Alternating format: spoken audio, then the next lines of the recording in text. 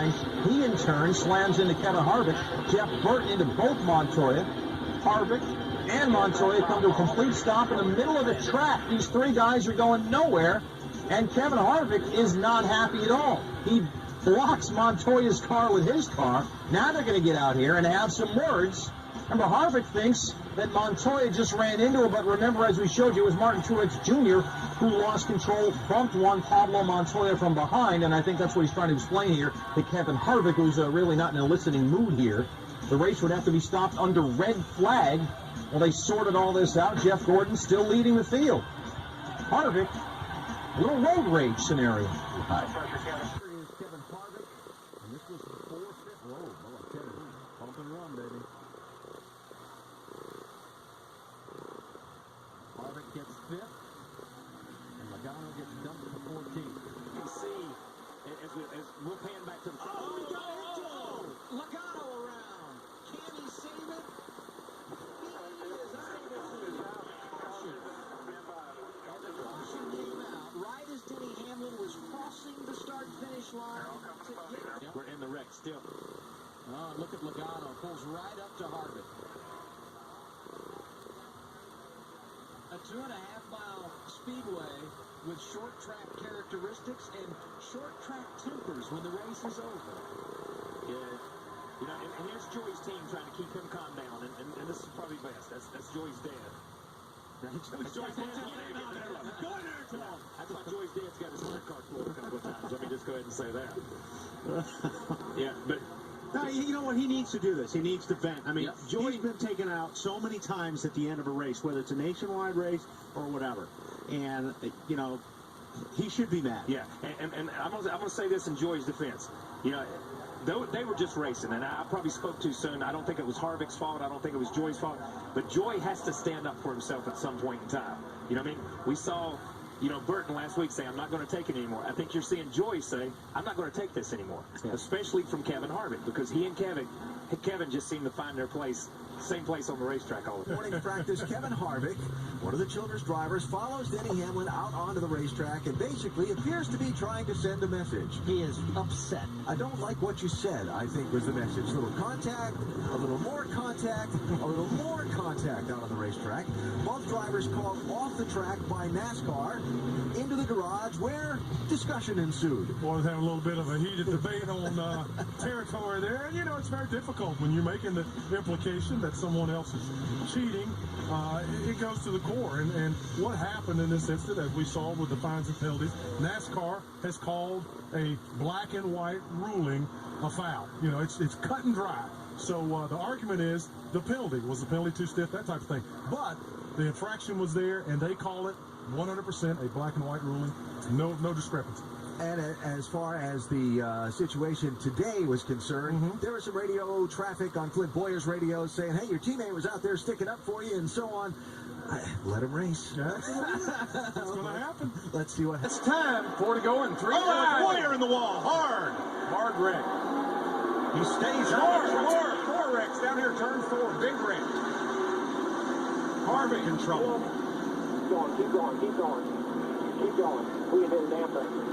Well, you can see already the left front of Harvick's tire where they made contact. The whole left side, and here comes Kevin back. Oh, gives the 18 a big shot in the rear. And here comes Boyer down on the bottom, and they get 3 wide right here, and this is when I knew it was going to go bad. It just would not work. We're going to hook to 18 some other time. He should just be ready for it. He's got a flat field on the left front of home.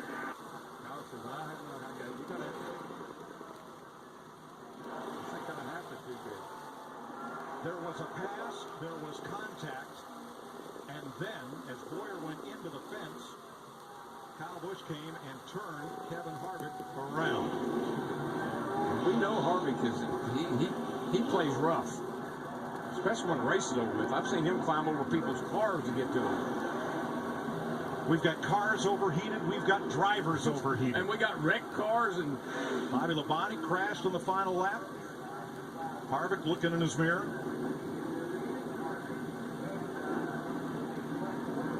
Shuts the switches off. something's going to have to give here, boys.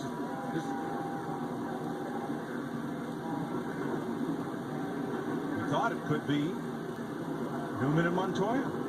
Turns out it's Harvick and Busch. And they are still stopped way up at the turn 4 end of pit road as Regan Smith does his victory lap. And Harvick's going to put the steering wheel back on. I think Harvick was getting ready to hop out of that thing. I think somebody must have gotten to him. No, wheels off again. Here he comes. He says, okay, this is enough. I'm going back here, and we're going to have a little talk. And there goes his car. That dumb car just took off. Bad. Here's what Kyle was referring to earlier, and that's a Childress team and Kyle Busch. I believe they've had some trouble in the past. A little familiar, but you see, Kevin runs him all the way down. Kevin's trying to protect that position. Kyle's trying to take it. But as we saw, Kevin ended up back in front of him. Actually run him through the water. Yeah, There's still some water down there somewhere. Kevin a little sideways off the corner. Yeah, and Kyle got a really good run up off that corner. And Kevin took him all the way to the end of pit road. And I do that one or two more times. I don't think Kyle's going to be as nice about it. And here's Kyle going around him on the... Little bump on by the Biff, the back of the number 29. Yeah, look at him run up. Look at the 29 run up and run into Biff right there. He didn't like that at all. These guys are having words. I wish that Tim wasn't there. Yeah, I think we got a problem. Get it in there. Yeah. Okay. That is just a glimpse of what we'll probably see this weekend on the short track. Tempers do fly. Take one more look. Kevin just doesn't turn right there. Boom. I'm going to use all this racetrack. Biff. 8 tires is better than... Yeah, I'm going to use all this. Well, and then it all gets into the garage. Oh, then they run into each other right there. Now that's a little bit of... That's totally different right there. That's a little bit extracurricular. And I'm sure there are words that are going to be said in just a minute, but it continued as they came into the garage area when Greg Biffle was pulling in and Kevin Harvick was pulling in. And here we see Greg Biffle now walking up to Kevin Harvick, the 29 crew members. Kevin Harvick has now walked up to Biffle. Crew members have centered around them. NASCAR officials now trying to break up the fight. You see Greg Biffle having words with Kevin Harvick. It's very loud down here, but he got into his ear. Everybody's pointing fingers, and it's drawn a lot of media attention, as you can imagine. It actually looks like Greg and Kevin's just trying to have a conversation. The 24, every time you come to her, she doesn't know whether she's going high or low, and it looked like she went up, so I committed to the bottom, and here she came down. So it's not one of those deals. It's somebody who shouldn't be on the racetrack that has no clue what they're doing in the race car. She wants to be Danica Patrick, but she can't hold her helmet. So it's I don't even know who it is, to tell you the truth. Eventually down in turn 1, Dillon to the bottom, gets a hold of Harvick, turns him around. Got him off the bottom of the racetrack, then tried to go by on the inside, but Kevin couldn't maintain control of it. And the way they were racing and around, the 3 is trying to get that 14 turned around. Don't get the bad end of it here. I think he's trying to spin him out. He hasn't any luck yet, but it looks like he's not giving up. That'll probably earn both those drivers a visit, a trip to the NASCAR trailer after this race. I think they're going to have to make a visit, potentially. Probably as well as the RCR trailer, I would think. Well, Pop, so they took the winning net down for him. He took it down. I believe it was down. He's parked right in front of the 3, so the 3 can't get in and stall.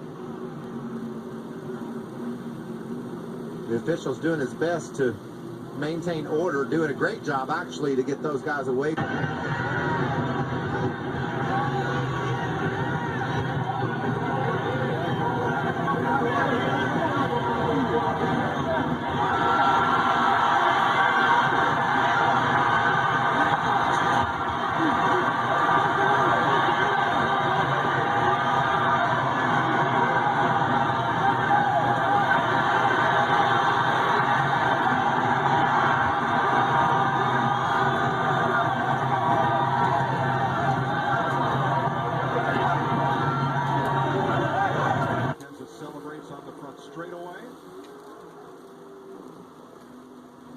It is the 8th time that Matt Kenseth goes to victory lane at Daytona International Speedway. Now there'll be a discussion.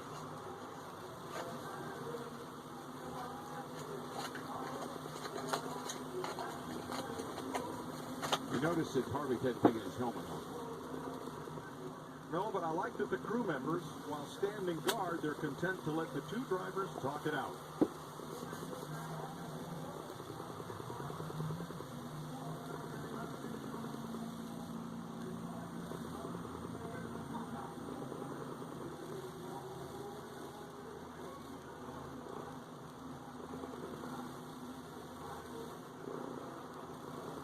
That'll be the end of that for now.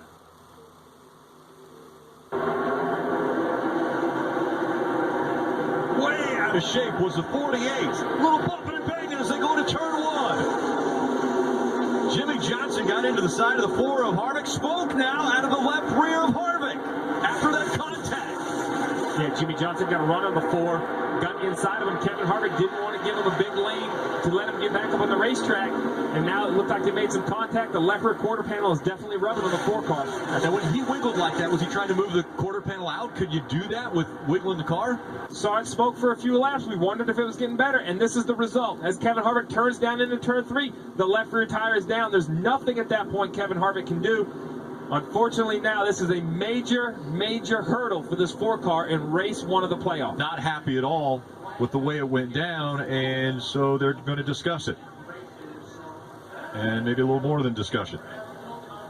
You see, the sport's full of emotions. You know, Kevin Harvick feels like he was done wrong, and he wants to express his displeasure with Jimmy. These two worked really closely together, you know, making their cars faster, but you can see Kevin's not happy with Jimmy. That's what the playoffs do. Kevin Harvick wants to win a championship.